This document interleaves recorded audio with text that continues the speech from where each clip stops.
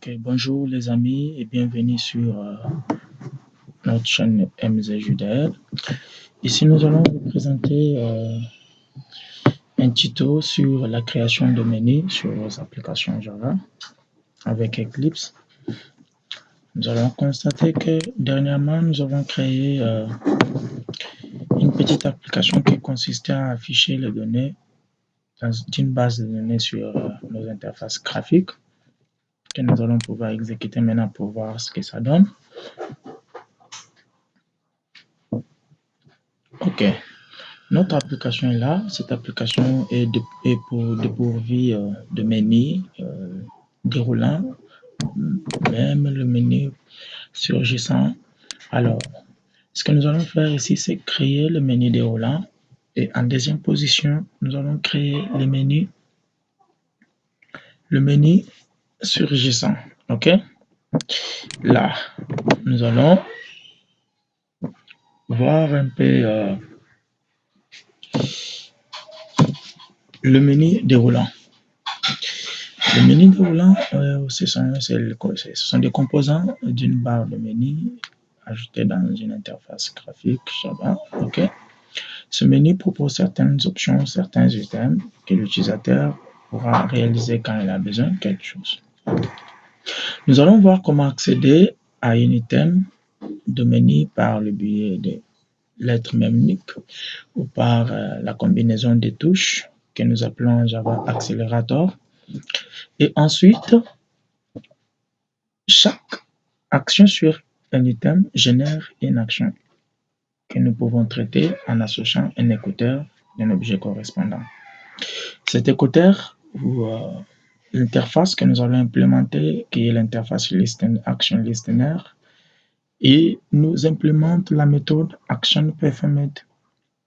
Dans cette méthode ActionPerformIt, nous allons utiliser classiquement la méthode getSource qui consiste à identifier nos objets. Ok?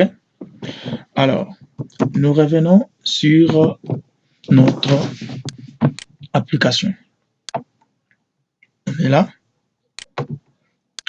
En bas, ce que nous allons faire, c'est créer une méthode que nous allons appeler menu déroulant.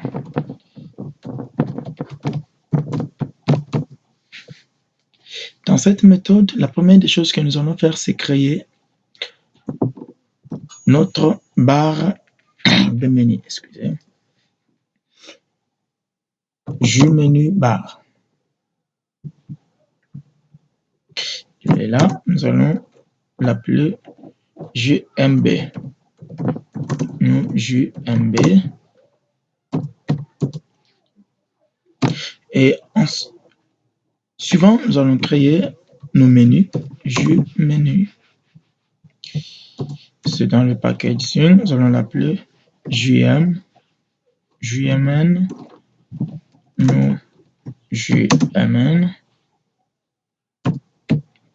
Ce menu, nous allons l'appeler menu fichier. File. OK. Dans ce menu, nous allons y ajouter les items, ce qui nous sera à créer. Menu item. Menu item, que nous allons appeler JMT. JMT. OK. Nos items, nous allons, le premier item, l'appelons open. On va multiplier celui-là. Le suivant, on l'appelle save.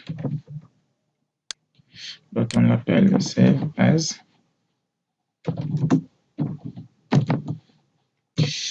Et ensuite, close. Là, c'est JMT1, JMT2, JMT3, JMT4. Je vais copier celui-là. Je le colle en bas. J'appelle celui-là édition, edit, JME, edit, JMT11, JMT22, JMT33, JMT44. Celle-là, nous allons l'appeler couper. L'autre, nous l'appelons copier. L'autre, nous allons l'appeler coller. Et le suivant, nous l'appelons imprimer. OK. Maintenant que nous avons créé nos deux menus avec les items, nous allons pouvoir ajouter chaque item à un menu approprié avec la méthode ajoute menu. Je vais ajouter JMT1 et je vais pouvoir multiplier celui-là. J'ai 4 items, JMT2, JMT3, JMT4. Et de même pour JME. JME va pouvoir ajouter aussi JMT11,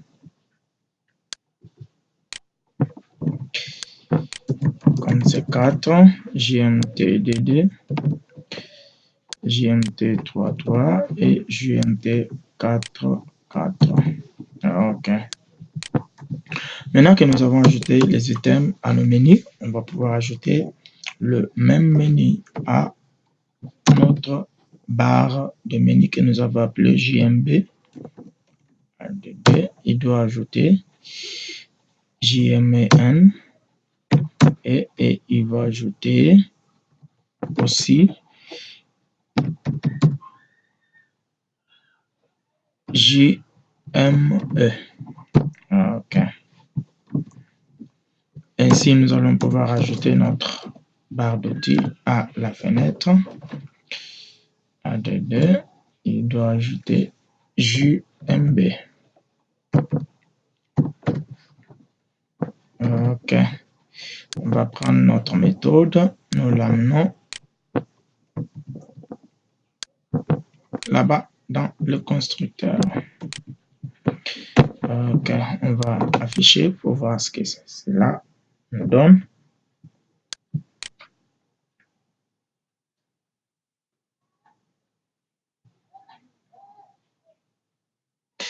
Ça n'a rien donné. Pourquoi?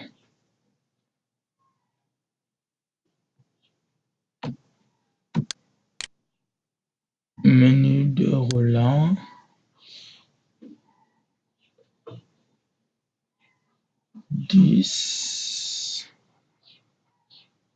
Oui.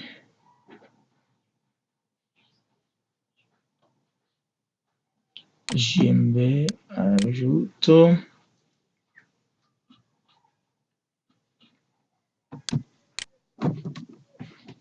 Oh là là, Z.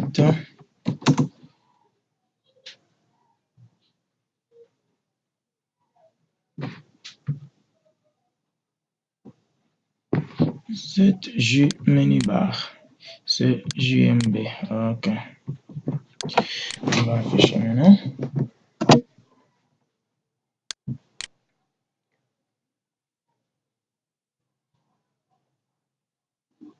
Vous voyez bel et bien nos menus qui sont là.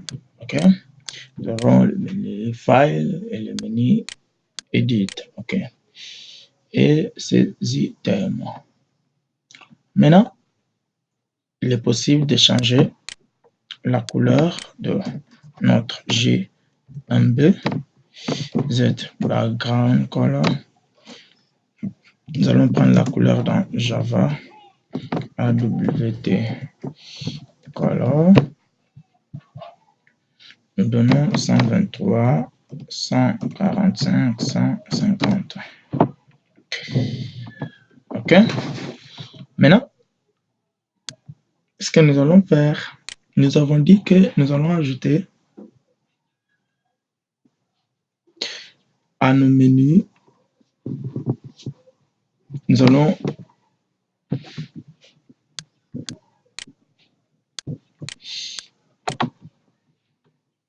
revient sur... Nous avons dit ici que nous allons voir comment accéder à un item de menu par le biais de lettres mnémoniques. OK?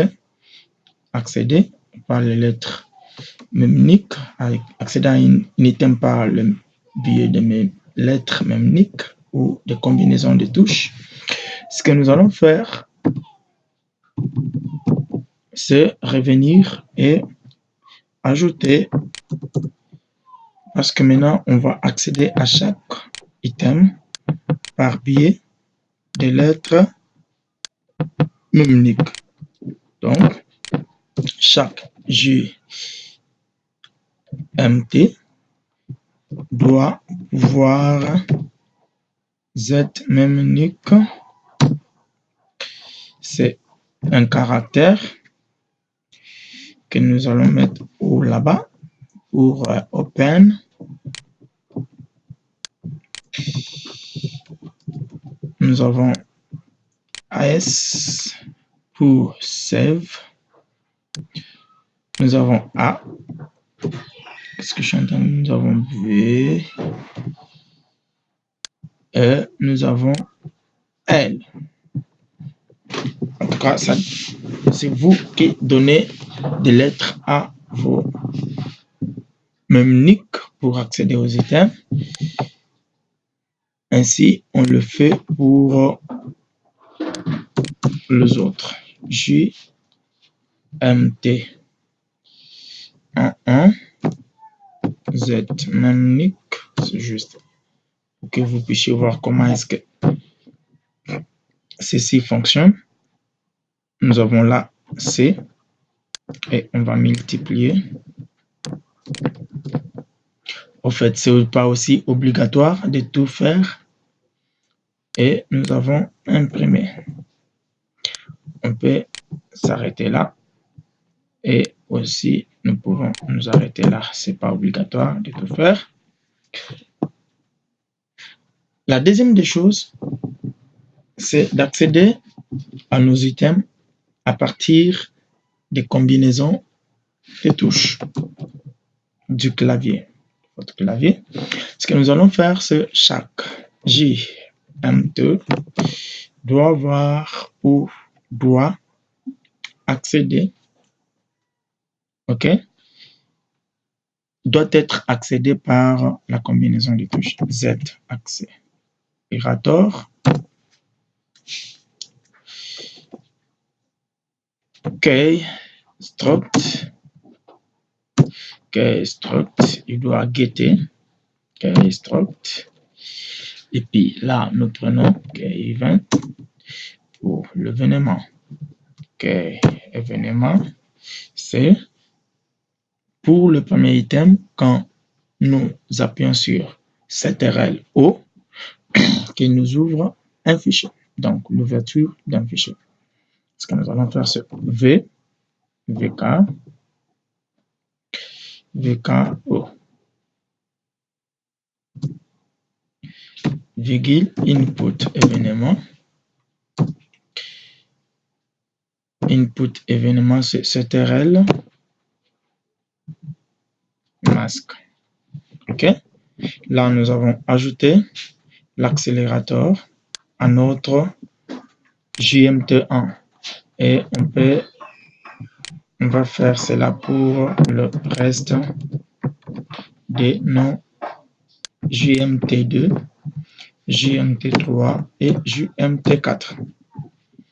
Là, c'est S.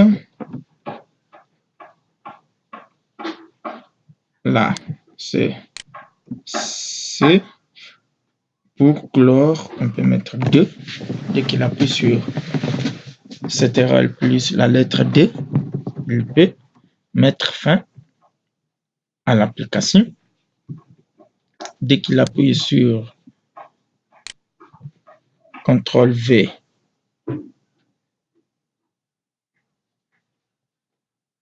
F, qu'est-ce que je suis en train de faire?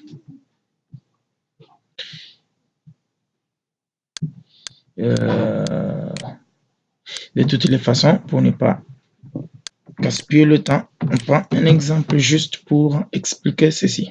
On reste avec cela. Alors, ici, on va le faire pour les autres. Deuxième menu. Là, on va ajouter JMT11, JMT22, JMT44. Couper, c'est CTRL X. Copier, c'est CTRL C. Coller, on peut laisser coller. Là, 3, 3. Coller, c'est CTRL V. Et puis, imprimer, c'est CTRL P. OK? Nous avons ajouté nos accélérateurs. On va l'exécuter pour voir ce que cela donne.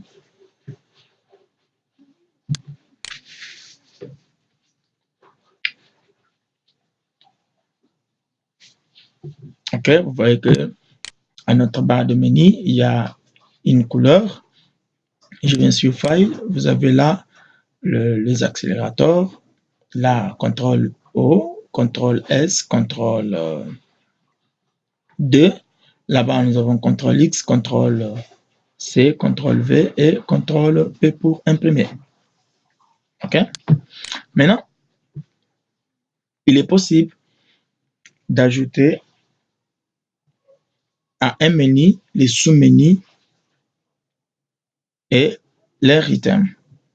Ce que nous allons faire là, c'est, je viens là, je vais transformer le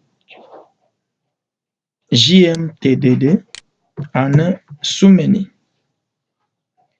Je vais le transformer en un sous-menu que je vais appeler sous-menu SM. À ces sous-menus, je vais pouvoir ajouter les items. J'ajoute même 4 items que je vais appeler SMT1. Je suis en train de faire SM item 1, item 2, item 3,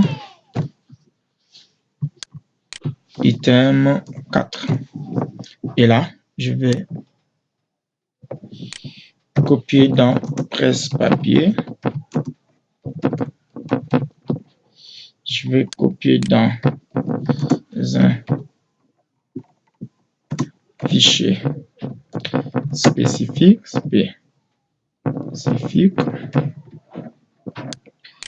Je vais tout copier ou copier une portion. OK? Je vais ajouter à mon sous-menu SM le SM11, ces items, SMIT, IT2, IT3 et IT3 et IT4. OK? Là, il cesse d'avoir l'accélérateur. Et là, on va ajouter SM. OK?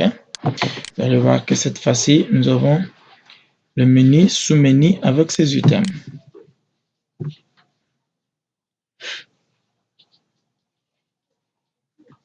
Venons dans Edit, vous avez copié avec ces items. OK? Donc, un menu avec sous-menu et ses items. Et à ces items, on peut y ajouter les accélérateurs, comme on venait de le faire pour les autres. OK?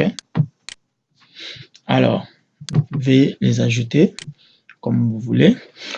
Ici, il est aussi possible d'ajouter le bouton radio ou le check button.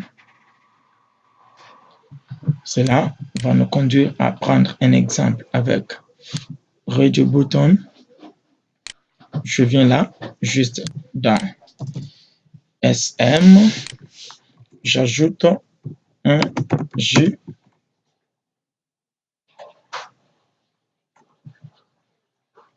Un J radio button menu item, celui-là. Je vais l'appeler JBR égale à JButton. OK.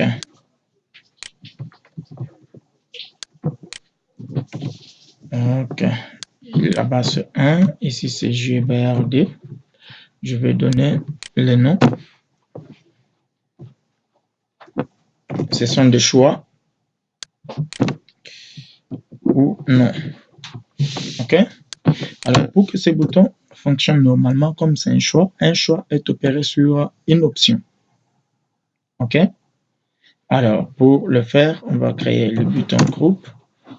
Celui-là qui va BGP égale new BGP. OK, on va ajouter à notre BGP,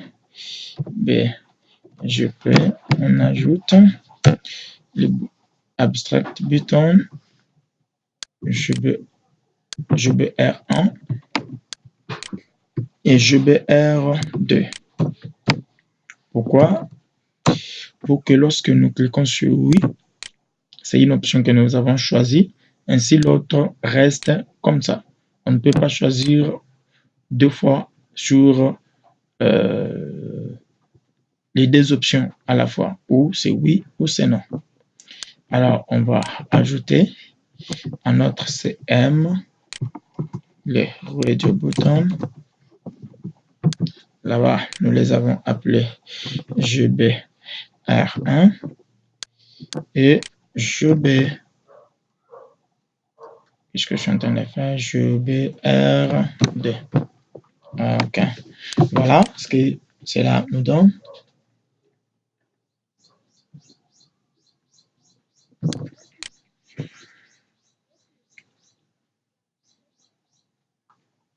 Nous avons là Edit. Donc, vous voyez, vous avez deux choix. Oui ou non. OK, quand vous cliquez sur oui, non n'est pas.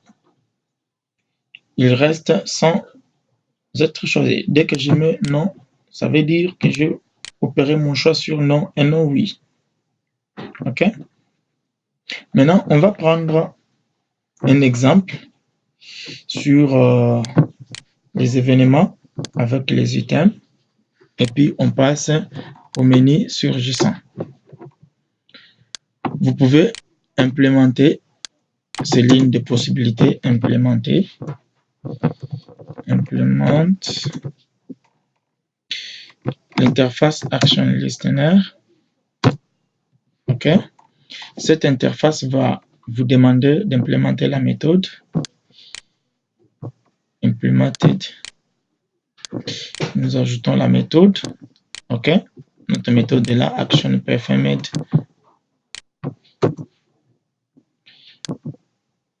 Et action événement que nous allons appeler événement. OK? Alors, comme nous avons dit, dans cette méthode action, nous avons une méthode qui consiste à identifier d'une manière classique nos objets. C'est getSource. Alors, ce qui fait que nous venons là, on va mettre une condition if événement point get source equals. Là, on prend un exemple sur l'item close pour fermer la fenêtre. OK? C'est l'item JMT4. C'est JMT4. Donc, quand il fallait le faire avec l'accélérateur, on va cliquer sur CTRL 2 ou au niveau de menu sur JMT4. Je vais sortir JMT4 comme c'est fait dans une méthode qui n'est pas une méthode dans laquelle JMT n'est pas public. On va le mettre là pour qu'il soit public afin que nous puissions l'appeler ici. JMT4 si égale à JMT4. Ça veut dire si l'utilisateur a cliqué sur cet item là, quelle est l'option qui va, quel est l'événement qui va générer, c'est je vais créer un objet de type int parce qu'on doit demander à l'utilisateur s'il veut fermer ou non la fenêtre. Oui, je vais appeler l'objet JOptionPin. Show confirm dialog. OK. Celui-ci aura le message qui doit être affiché. C'est voulez-vous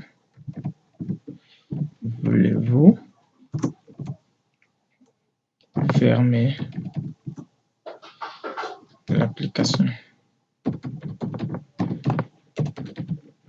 C'est une question. OK. Je vais ajouter d'autres arguments. C'est les titres, question. Et puis, j'ajoute l'autre JOptionPin pour le choix à opérer sur la question. Ou c'est yes ou c'est no. Donc, les options sont là. OK. Maintenant, je viens là à l'intérieur, je pose une petite condition. If i égale à 0, OK, qu'est-ce qui doit se faire? Ce qui doit se passer, c'est système exit. OK, il doit fermer la fenêtre, sinon il laisse la fenêtre à l'écran.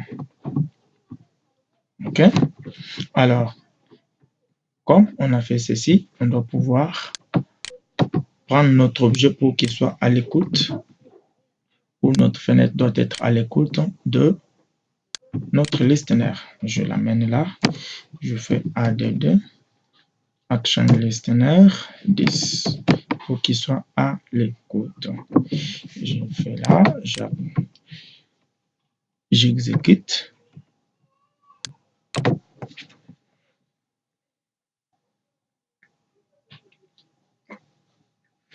OK, on est là. Je suis sur File. Si je viens sur Close, on me dit, voulez-vous fermer l'application? Si je dis non, la fenêtre reste à l'écran. Mais si je dis oui, la fenêtre disparaît de l'écran. Alors, on va essayer avec notre accélérateur.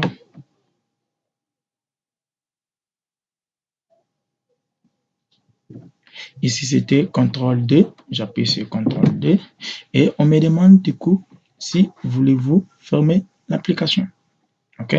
Bon, et nos accélérateurs. Et à partir de nos menus, tout marche bien. OK? Maintenant, je vais fermer à partir de mon accélérateur. Je dis oui. Donc, avec le menu déroulant, tout marche bien. OK? En deuxième position, ce que nous allons faire, c'est créer le menu surgissant. Cette fois-ci, nous allons créer le menu surgissant. Ici, les actions surgissent lorsque l'utilisateur, OK, je suis là.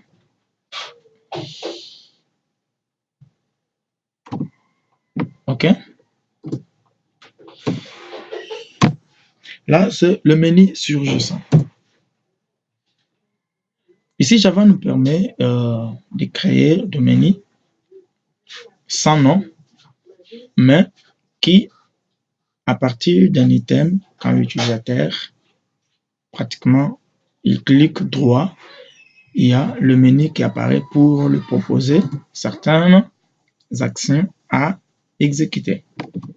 Ce que nous allons faire, c'est créer nos menus surgissants avec jpop menu. Je vais l'appeler jpm jpm.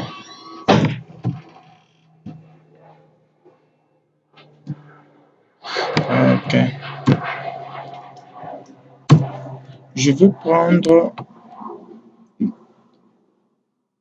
l'exemple ici. Là. Je vais prendre carrément celui-là avec copier. Je viens, je le mets là.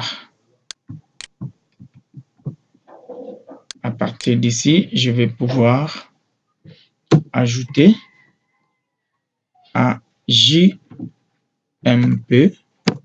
l'objet. Est-ce que c'est comme ça que nous l'avons nommé? C'est jpm et non jmp. jpm, il doit z component, OK, le composant de pop menu qui est jpm. On ajoute et on vient, je prends ma méthode, je l'amène dans le constructeur.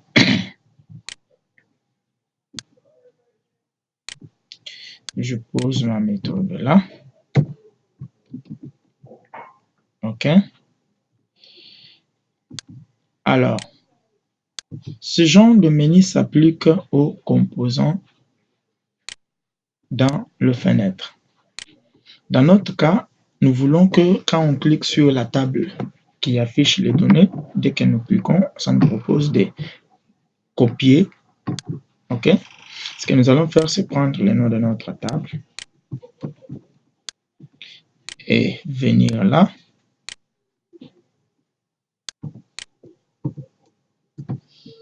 OK. Je vais ajouter zcomponent, le composant de pop menu jpm. Là, on peut l'ajouter seulement avec la méthode add. Je vais exécuter. Et puis, on va voir ensemble ce que cela donne.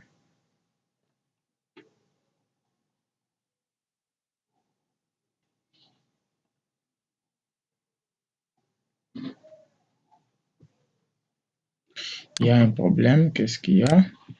Affichage surgissant, menu. Oups. Qu'est-ce qu'il y a? Je vais pouvoir exécuter.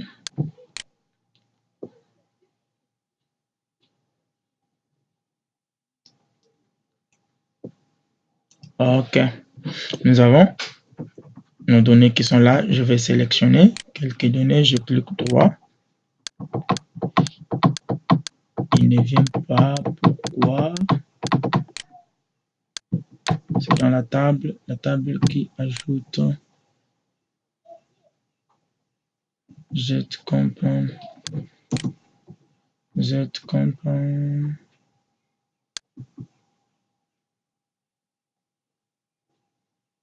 Il y a un problème. Attendez. OK. Cela ne doit pas exister. OK. Cela ne doit pas exister. C'est ce qui fait que on va seulement ajouter à notre jpm, on l'ajoute ces items-là. C'est ce qu'il faut faire. J'enlève celui-là parce que le menu surgissant n'ont pas de nom. OK? Je vais exécuter cette fois-ci.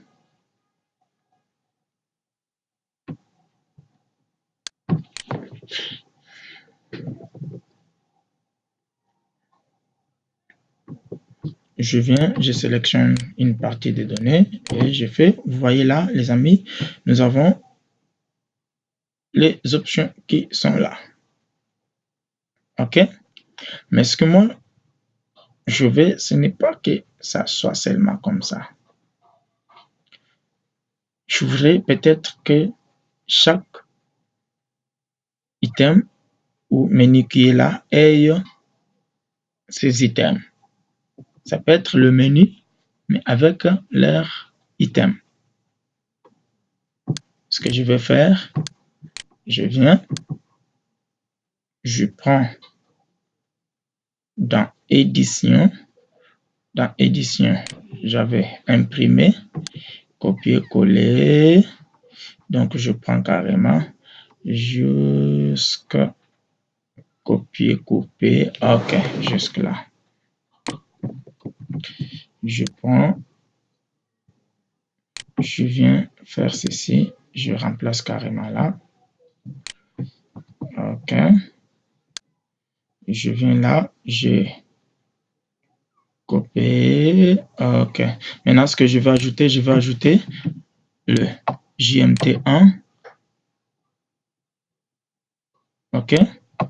J'ajoute SM. OK. C'est ce que nous allons faire. Donc, là,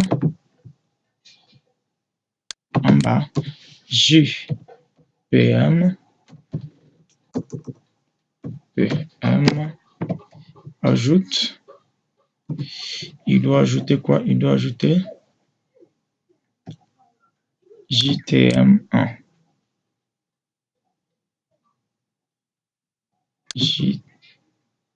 JMT1, JMT.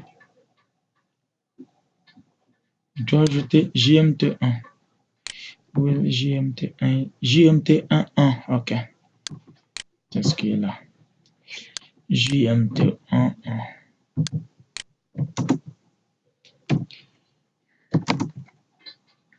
JMT11. Il ajoute JMT22.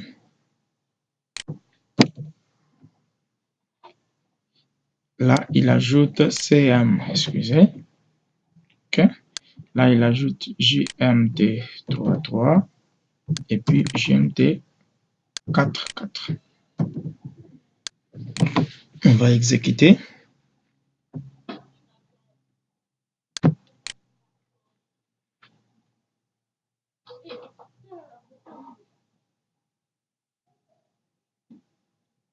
OK, je sélectionne une partie des données, je fais clic droit, on me propose couper, copier avec ces items, coller, imprimer.